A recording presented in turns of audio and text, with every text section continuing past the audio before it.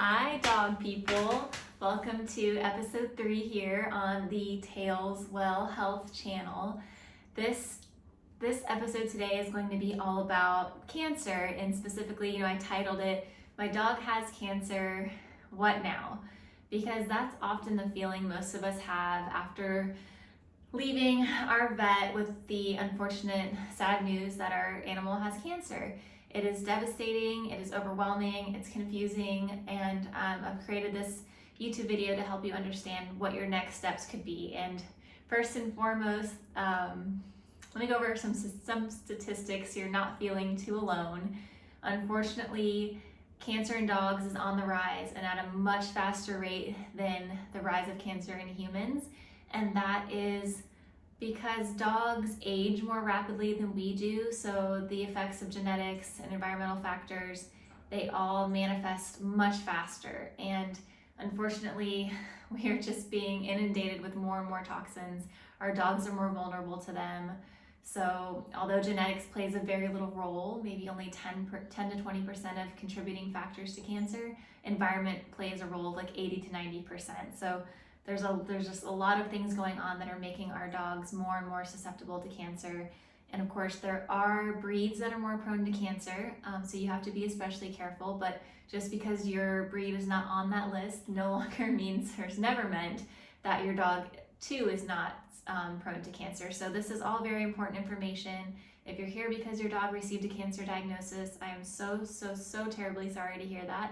I have been there twice now in this year alone, so I know how isolating and devastating and it can all feel. So I'm hoping that today I can help to educate you on what to do next. Hopefully you haven't made any major decisions yet, and if you did, that's okay. Like, there's still time to adjust your trajectory and what to do. But I want to start with what helped me from an emotional standpoint. Our dogs are so connected to us on an emotional level, so it is crucial that we keep our shit together for them and for us. We want to stay positive and stay hopeful, and I know that is damn near impossible when you've just found out your animal has cancer. But my sweet mama, after I found out that Anne had cancer, I was devastated, calling her on the drive home. And she immediately reminded me that cancer is not a death sentence, and it's not. It can be, but in most cases, it is not a death sentence. We can live with cancer. Our dogs can live with cancer. My sweet 12-and-a-half-year-old golden Anne is living proof of that. She was given 60 days to live back in early April, and here we are, November 19th, and she is still here and thriving and doing well with her tumor, just growing slowly, and we've found a way to live with it. So don't be so devastated. Don't be so hard on yourself. There are ways we can get through this, and if you remain positive and hopeful and happy, your dog is going to have a much better chance of persevering and surviving, and at a minimum, they're going to have a very high quality of life for the time that they do have left. So keep a positive mindset. Next is you're most likely faced with treatment options.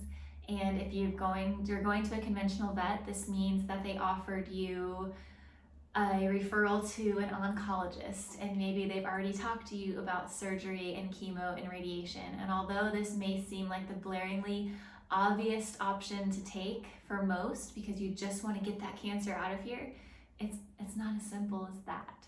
Cancer is, so the tumor or the affected body system, where the cancer was found, is just an expression of an underlying imbalance in the body. So removing that cancer, removing that tumor, burning that tumor, putting poison in the body, that is not going to get rid of the cancer. And you've seen this time and time again in human cases and maybe in dog cases, that only buys you a little bit of time. The cancer will go into remission and it comes back. And when it does come back, it usually comes back with a vengeance and with more aggression.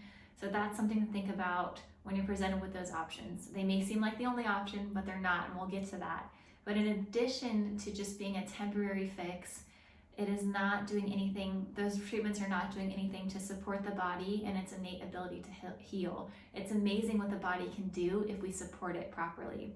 And we're not doing that when we adopt strictly conventional methods of cancer treatment. And These treatments also involve taking your dog to the vet over and over and over again during a round of chemo, a round of radiation, and each time your animal has to be put under general anesthesia. So all of this is causing stress and harm to the body and weakening the immune system every time. And that is why when people and dogs do undergo these more harsh treatments, it does go into remission and then come back, and each time it comes back, the body's just weaker and weaker, and that's when dogs and humans ultimately succumb to the disease. So although this is not going to be the case for every animal, there are some cancers that are highly responsive to chemotherapy, like lymphoma, for example.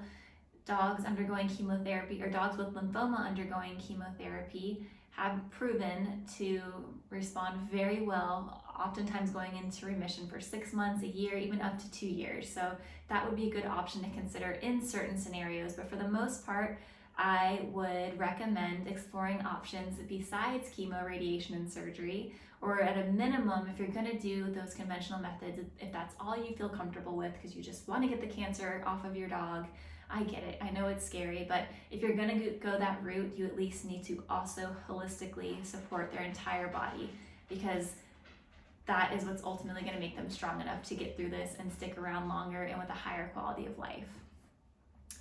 Now the other option, of course, is the option that I took for Anne.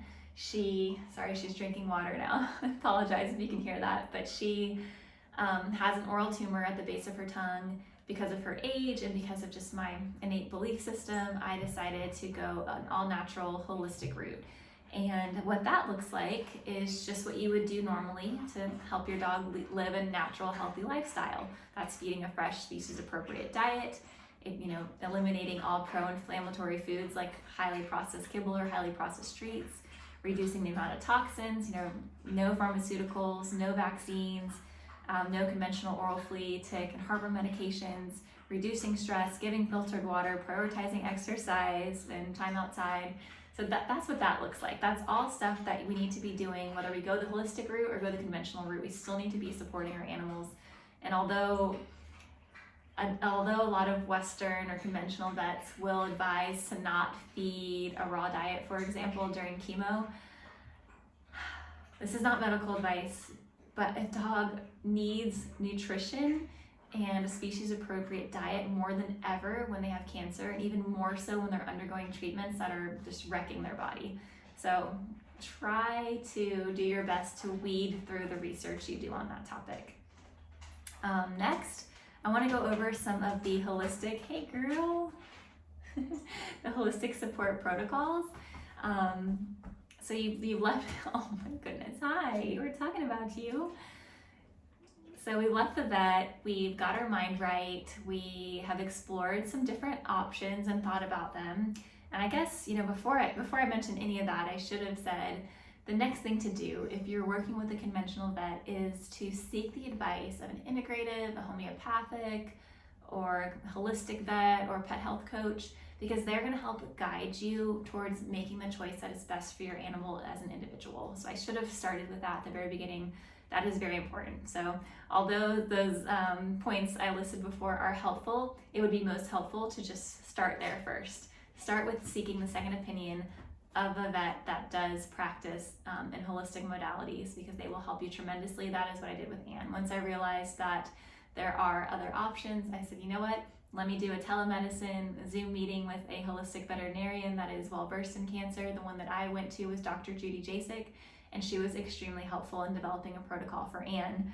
And some of the options, the natural, safe options, include a full-spectrum hemp extract or CBD oil. It's anti-inflammatory, calming, and when used in conjunction with the next natural modality on my list, medicinal mushrooms, they work synergistically together, and they're adaptogens that work with our dog's amazing endocannabinoid system, and they help to support immune health, and again, reduce inflammation. So CBD and medicinal mushrooms. And there's Mistletoe therapy. The vet, Dr. Judy Jasek, that I work with, she specializes in mistletoe therapy. And in brief, it is an at-home injectable plant extract that has immune modulating properties as well as anti-cancer effects.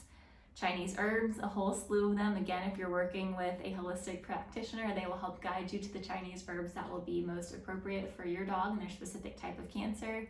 Acupuncture, PEMF, which is pulse electromagnetic field therapy. This reduces inflammation, reduces stress, and also helps to improve circulation, which is extremely beneficial for blood stagnation tumors. And there's ozone therapy. I use ozone therapy for Anne. There's a whole slew of natural, non-invasive ozone therapies that can be done at home, in addition to some more skill necessary treatments that need to be done by a veterinarian, but ozone therapy is another great option. So I've employed most all of these for Anne on our journey, and she's still here, happy and thriving, just getting pet, showing up for this video. But above all else, quality of life is everything. So as you're navigating this cancer journey, you want to keep quality of life as your top priority. So even if you do decide you want to go to the natural route, there could be times where your dog's in so much pain and so much discomfort that you have to rely on conventional modalities. And I just want you to know that it's okay, and don't be hard on yourself, because we want our animals to be happy and thriving. And if conventional meds are the only thing that can do that after you've tried everything else, and that is okay. And usually that arises once the cancer is further along, later in the journey, when they're in their last few weeks, days, then they might need some intervention just to help them be comfortable, and that is okay. And I strongly encourage that. You do not want to be a purist when it comes to how your dog is feeling.